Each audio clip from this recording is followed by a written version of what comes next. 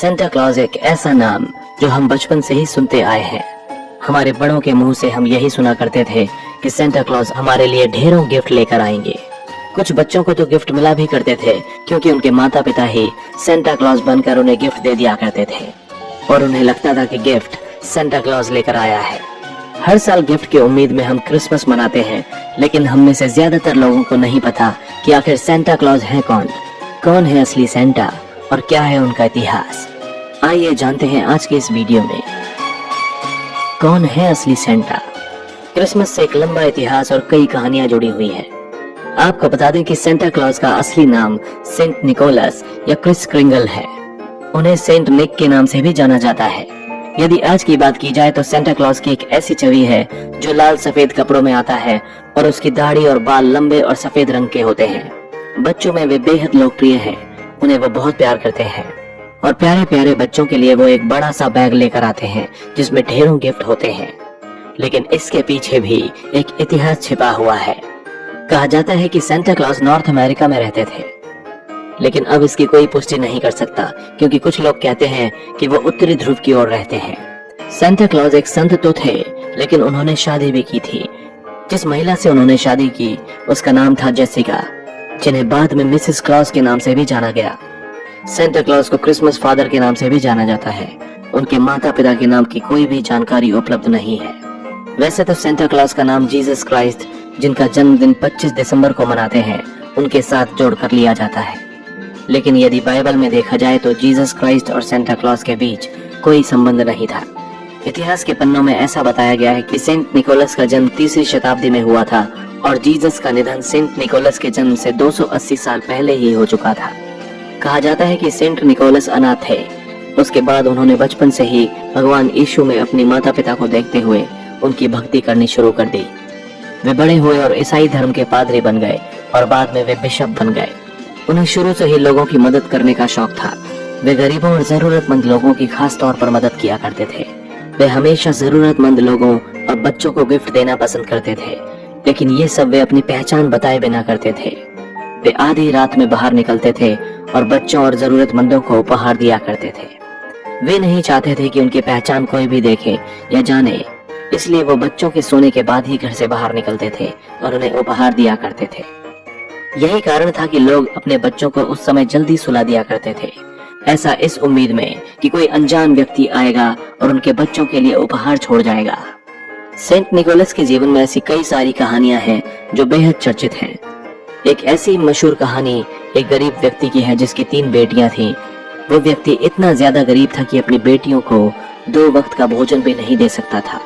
ऐसे में वो अपनी बेटियों की शादी के लिए चिंतित था। उसे दिन रात ये चिंता सताती रहती थी कि वो अपनी बेटियों की शादी कैसे करेगा, जबकि उसके पास तो खाने के लिए भी पैसे नहीं है। फलस्वरूप वो अपनी बेटियों को नौकरी कराने पर मजबूर था, लेकिन बहुत मशक्कत के बाद भी उन्हें कोई नौकरी नहीं मिल रही थी।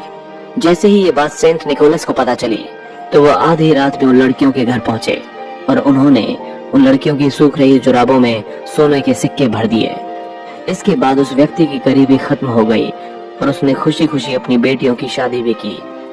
कहते हैं उस दिन की घटना के बाद से ही क्रिसमस की रात बच्चे इस उम्मीद में मोजे बाहर लटका कर आते हैं कि सुबह उनमें उन्हें मनपसंद गिफ्ट देखने को मिलेंगे। फ्रांस में चिमनी पर लाल रंग के जूते लटकाए जाने का रिवाज है, जिसमें सेंटा आकर गिफ्ट डालते हैं। यह रिवाज वर्षों से चला आ रहा है। सेंटा क्लॉज रेनडियर्स पर चलते हैं, इसलिए फ्रांस के बच्चे तो रेनडियर्स के लिए जूतों में गाजर भरकर भी रखते हैं। सेंटा के प्रति विश्वास बच्चों के दिलों में आज भी कम नहीं हुआ है। ऐसा बताया जाता है कि सेंट निकोलस का नाम जीसस और मदर मैरी के बाद सबसे ज्यादा अधिक सम्मान से लिया जाता है। सेंट निकोलस की दरियादिली देखने के बाद सन 1200 से ही फ्रांस में 6 दिसंबर को निकोलस दिवस के रूप में मनाया जाने लगा, क्योंकि यही वो दिन था जिस दिन सेंट निकोलस की मृत्यु हो गई थी। 1773 में पहली बार अमेरिका में सेंटा क्लॉज के रूप में एक व्यक्ति मीडिया से रूबरू हुआ था और उसने खुद को सेंटा क्लॉज बताया था। उसके बाद 1930 में सेंटा का अस्तित्व सब लोगों के सामने आया और सैंडरब्लॉम नामक एक कलाकार ने सेंटा के रूप में कोका कोला की एड 35 वर्षों तक की। उसने लाल सफेद कपड़ों में आकर कोका कोला की एड की थी और सेंटा का यह नया अवतार लोगों को बहुत पसंद आया, जिसे आज तक स्वीकार किया जाता है और उसी रूप में सेंटा को याद भी किया जाता है। लेकिन असली सेंटा यानी सेंट निकोलस को आज तक किसी ने नहीं देखा था और ना ही उनकी किसी ने पहचान की थी। इसलिए सेंटा के इस नए रूप को देखकर ही उस समय सब लोग सेंटा के होने का अनुमान लगाने लगे थे और खुश होकर नाचने गाने लगे। सेंटा क्लॉज और क्रिसमस का संबंध। धीरे धीरे क्रिसमस और सेंटा का आपस में गहरा रिश्ता बनता चला गया और वे बच्चों के बीच मशहूर होते चले गए। आज सेंटा सबके लिए गिफ्ट लेकर आएंगे, इसी सोच के साथ क्रिसमस की रात बच्चे जल्दी सो जाते हैं। आज भी कुछ किस्से कहानियों में ऐसा कहा जाता है कि सेंटा अपनी वाइफ और बहुत सारे दोस्तों के साथ नॉर्थ पोल पर रहते हैं, जहां उन्होंने बहुत बड़ी खिलौनों की फैक्ट्री लगाई हुई है। हर साल वहां पर बहुत सारे खिलौने बनाए जाते हैं जो क्रिसमस के दिन बच्चों में बांट दिए जाते हैं। ऐसा कहा जाता है कि सेंटा की इस फैक्ट्री में हजारों बौने काम करते हैं।